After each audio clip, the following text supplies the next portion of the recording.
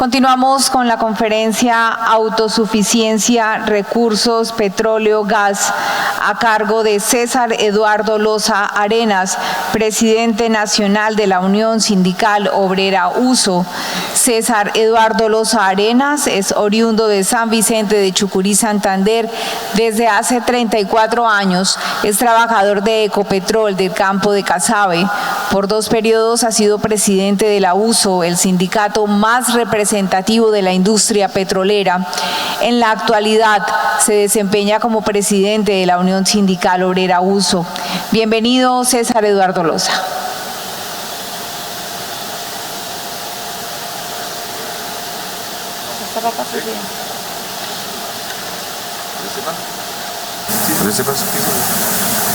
Hablo acá.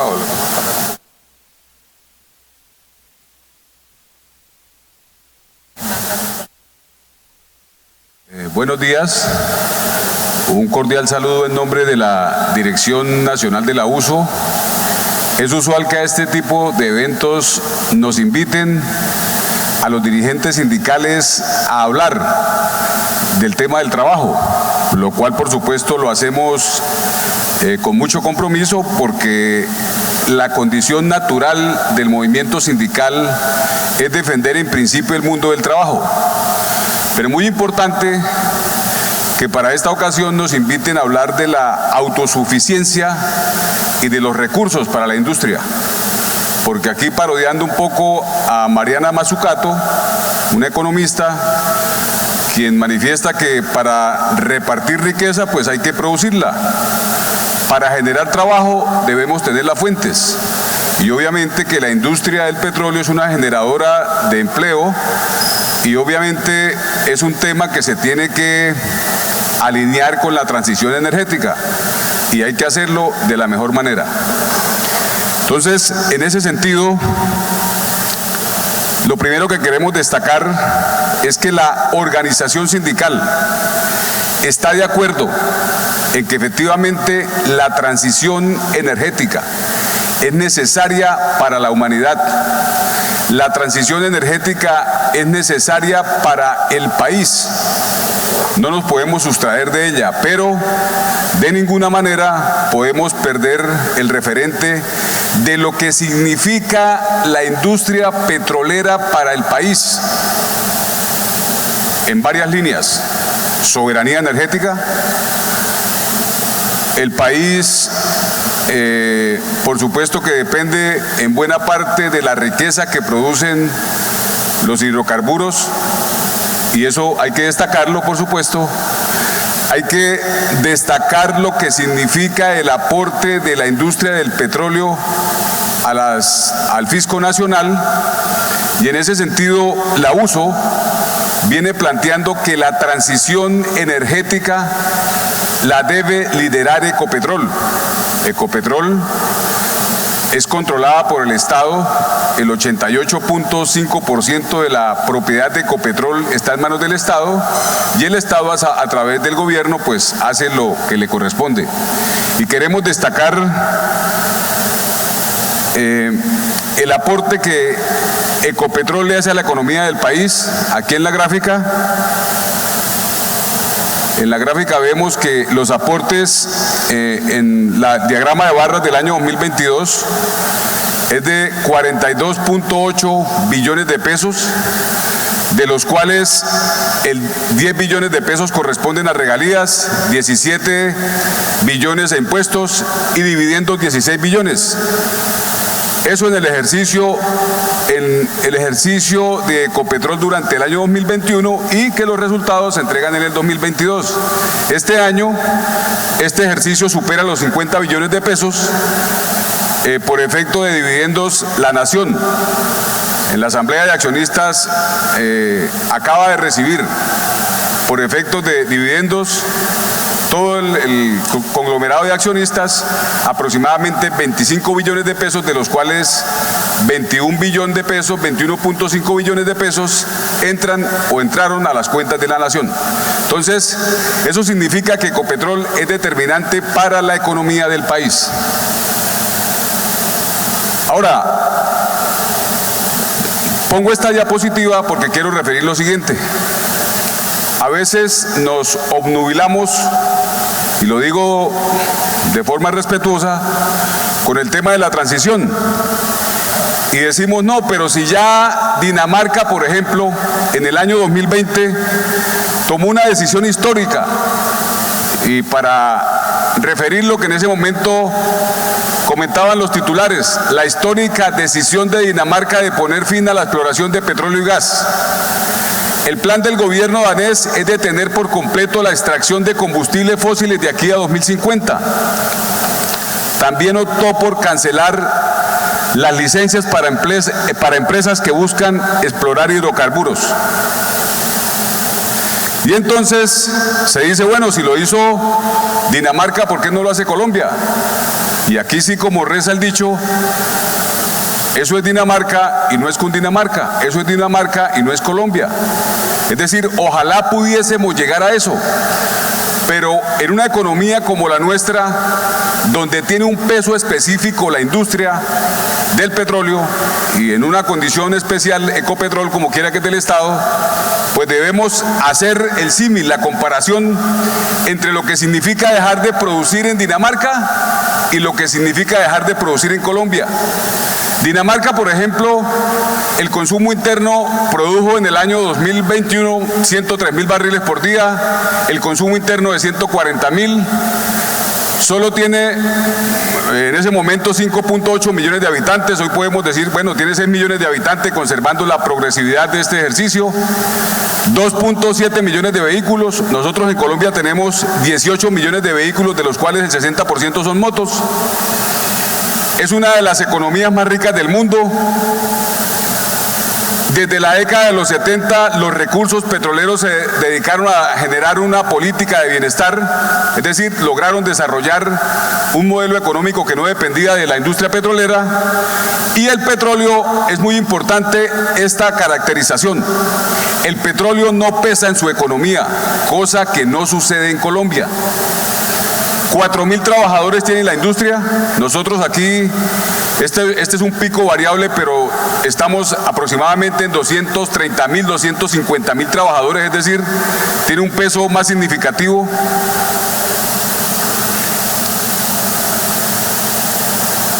Entonces, esto nos permite referir a nosotros que no podemos compararnos.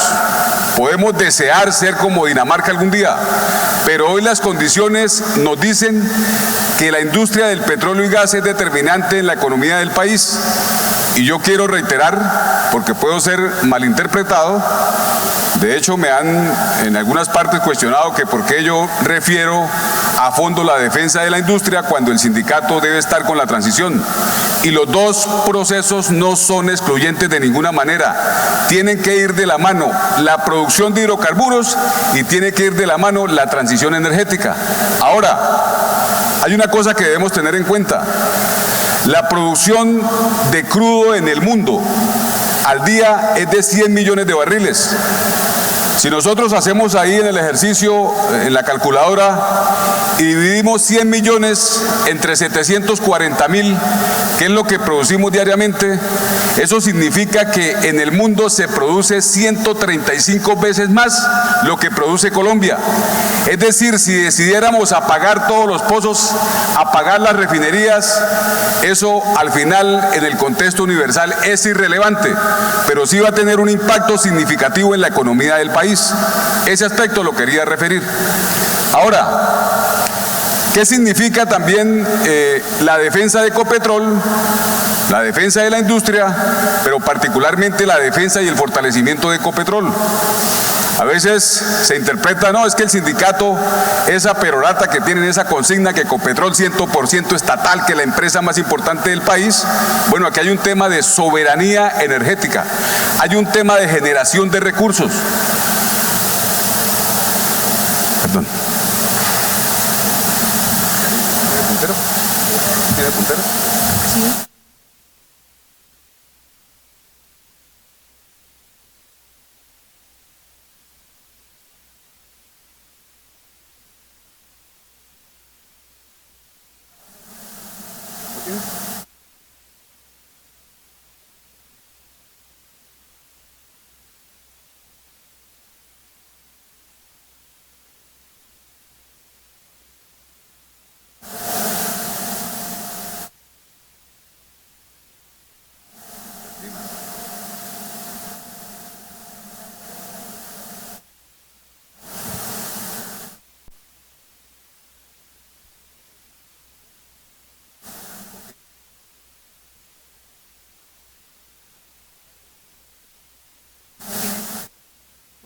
Quería señalar con el infrarrojo, pero no, dice que no tienen. Entonces, ya el ingeniero Carlos Guillermo lo refería. Nosotros tenemos reservas de crudo para 8 años, gas natural para 10 años, y son elementos que se tienen que contemplar en el reto de la transición energética. Debemos garantizar, y esto es muy importante, el abastecimiento a 10.5 millones de usuarios que utilizan gas natural y 3,5 millones de personas, de hogares, que cocinan con gas de pipeta, gas de cilindro. Ahí, no sé, creo que en eso coincidimos, ingeniero, no, en ese momento no le entendí, o más bien, mi atención estaba dispersa, pero en sus cálculos y en los cálculos nuestros, creo que coincidimos en que hay 1,5 millones de familias que cocinan con leña. La pregunta que nos debemos hacer es, ¿qué ocurre si nosotros no garantizamos el suministro y las reservas de gas? Hoy tenemos gas entre 2.5 y 3 teras. Y nosotros necesitamos, hoy el 52% del gas lo aporta el Piedemonte, pero tenemos unas potencialidades en el Mar Caribe. Si nosotros no garantizamos el suministro de gas, vamos a quedar dependiendo, como le ocurrió a buena parte de Europa, de Rusia. Yo aquí no sé de quién vamos a quedar dependiendo, pero vamos a quedar dependiendo de un proveedor externo. Está bien que se tenga ese backup, esa medida contingente para que en el efecto en que se requiera podamos acudir a esa reserva o a ese suministro de gas. Pero si tenemos la potencialidad debemos desarrollarlo, porque incluso el Plan Nacional de Desarrollo habla de la necesidad de reindustrializar el país. Y el 65% de las medianas y pequeñas empresas utilizan el gas natural. Es decir, el gas natural es determinante para la industria, es determinante para el parque automotor que tiene gas, es determinante para los hogares y en consecuencia debemos garantizarlo. Un cilindro de 40 libras vale 80.000 pesos aproximadamente. Imaginémonos por un momento que no hay gas en el país, toca importar el gas y eso nos va a valer 4 o 5 veces más. Ese 1,5 millones de hogares que cocinan con leña seguramente que se va a convertir en 3 millones o 4 millones. Es decir, en la práctica no haríamos transición energética, sino que estaríamos a la inversa, generando más contaminación. Y finalmente, algo que quiero remarcar aquí que está en la parte final de la diapositiva. Para hacer la transición energética se requieren 3 grandes elementos y tienen que estar todos jugando en el mismo escenario. De lo contrario no se puede hacer la transición energética. El primer elemento es la voluntad política. A cualquier persona que se le pregunte, a cualquier persona de la sociedad, a cualquier grupo social, que se le pregunte, oiga, ¿usted está de acuerdo con la transición energética? Yo estoy seguro que todos vamos a decir que sí. Es decir, primer elemento, chuleado. El segundo elemento son las fuentes de energías renovables no convencionales. En Colombia las tenemos. Tenemos la energía solar, tenemos la energía eólica, incluso hay potencialidades de energía mareomotriz, energía geotérmica. Carlos Guillermo está haciendo un proyecto de Ecopetrol para tomar esa energía de la tierra, de las profundidades y poderla traer a la superficie. Es decir, las fuentes de energía, las potencialidades las tenemos. Van 2 elementos, chuleado.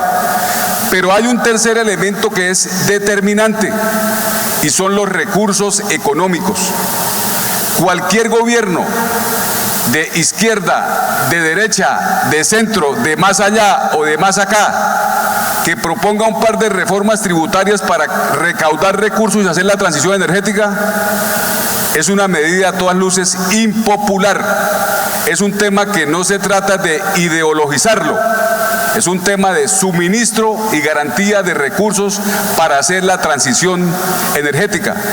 En consecuencia, esos 3 elementos tienen que jugar y no los podemos sustraer. En nuestro caso, en Colombia, en nuestro país, pues tenemos la voluntad política, tenemos las potencialidades, pero requerimos los recursos.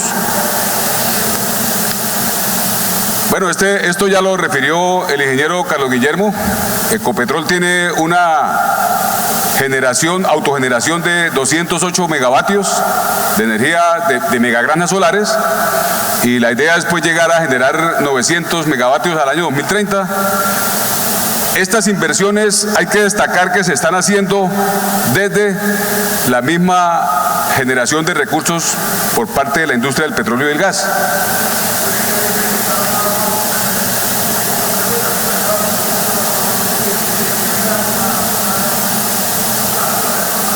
Consideramos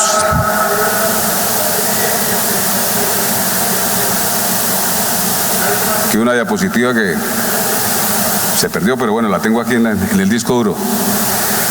Consideramos que esa transición energética hay que hacerla de forma responsable. No puede ser una cosa solamente que se vuelva romántica. Y en ese sentido consideramos muy importante trabajar con la participación de todos los actores. Necesitamos el concurso del gobierno nacional, de los gobiernos locales, necesitamos el concurso de los empresarios de Ecopetrol, de las organizaciones sociales, de los sindicatos, de los trabajadores, por una razón muy sencilla.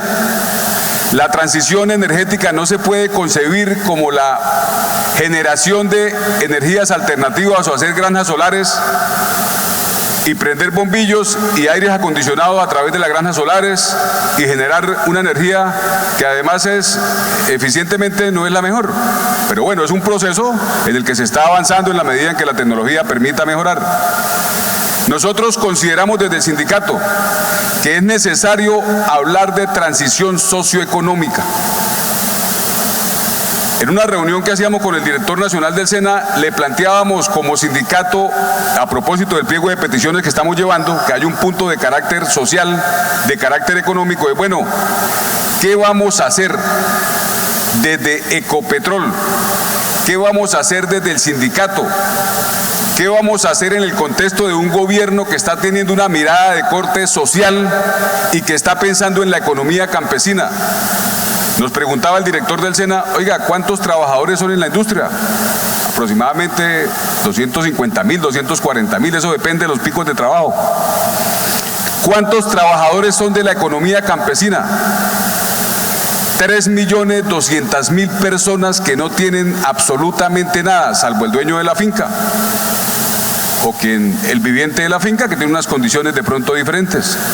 Pero la persona que está dependiendo en el trabajo, en el jornal día a día, pues no tiene absolutamente nada, no tiene seguridad social, no tiene formalización del empleo. Y bueno, ahí planteamos cómo conectamos la industria del petróleo y la industria energética con ese tipo de economía campesina. Aquí está mi amigo Mario Valencia, que seguramente se va a referir a ese tipo de ejercicios en bien del desarrollo del país como una propuesta incluyente. Y hemos dicho, bueno, hagamos un ejercicio. Podemos mirar zonas como el Catatumbo, como Arauca, como el Magdalena Medio, Piedemonte Casanareño, el departamento del Meta, incluido Rubiales, Neiva, Orito. Todas esas áreas son áreas que aportan riqueza petrolera permanentemente, donde están los campos de producción petrolera. En Barrancabermeja y en Cartagena, en la costa norte, están las refinerías. Y hemos dicho, bueno, ¿cómo hacemos para que la industria, con la participación de todos los actores, empiece a generar programas de formación para el trabajo, para desarrollar economías alternativas? Esa es una deuda social que tenemos nosotros históricamente como industria, porque en Barranca, por ejemplo, todo circula, pues casi todo circula alrededor de la industria. En áreas como Orito, como Tibú, todo circula alrededor de la industria. Entonces consideramos que es importante que se le dé una mirada diferente a este ejercicio. Y aquí finalmente dice, en esta diapositiva, vamos por el millón y vamos por la transición.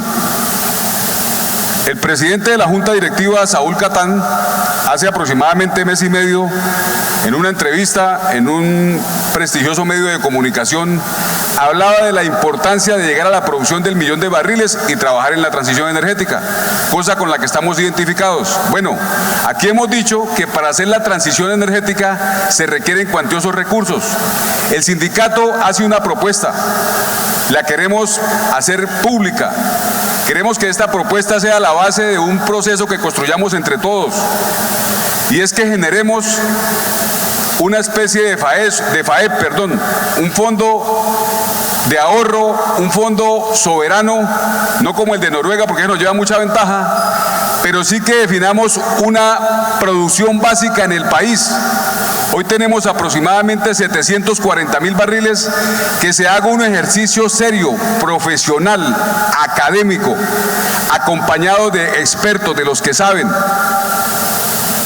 y definamos cuál es la curva básica, cuál es la producción básica, y lo que se genere de ahí hacia arriba sea la base para sacar un porcentaje que se destine para hacer ese fondo y a través de esos recursos desarrollar la transición energética.